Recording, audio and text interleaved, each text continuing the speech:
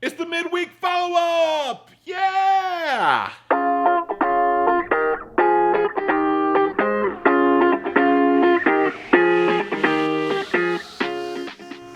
All right, what's up, everybody? Welcome to your midweek follow-up. Hey, just to go over a couple things from last Sunday, we talked about faith. We looked at 2 Timothy. And we talked about this faith in Paul's writing to encourage Timothy, this young prodigious young guy that he poured his life into to kind of encourage him, to keep him going.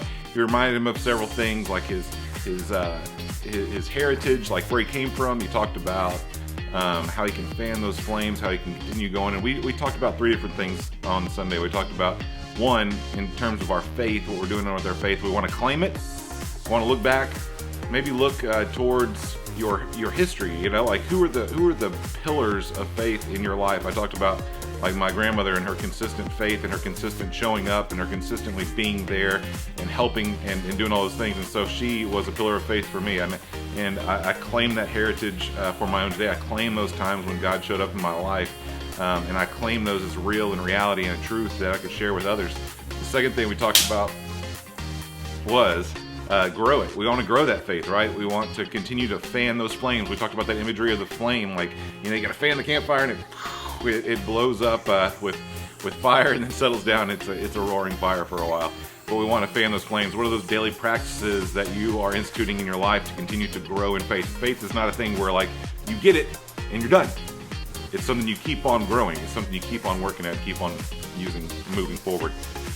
The third thing we talked about was that we need to give it away. We need to be people who constantly are sharing our faith with others, right? Like, it's not just something we just keep and we get to hold on to it. We get to actually share it with others. That can be verbally. That can be us saying, hey, you know, for me, it was my relationship with Jesus that kind of led me through those tough times. Or we can be people who share our gifts and our talents with others. People who consistently give away what we've been given so that others can have a better life. Like that's the call, right? Like that's us. And so that's what we're trying to do in our lives.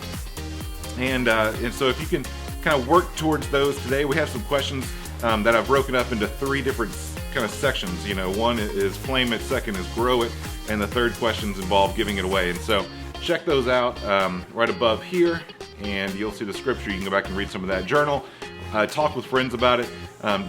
You know, try to connect with people over these questions. That would be the ideal thing. And so coming to you from my garage, so if you can see it right there, look at that. That's the News Story app.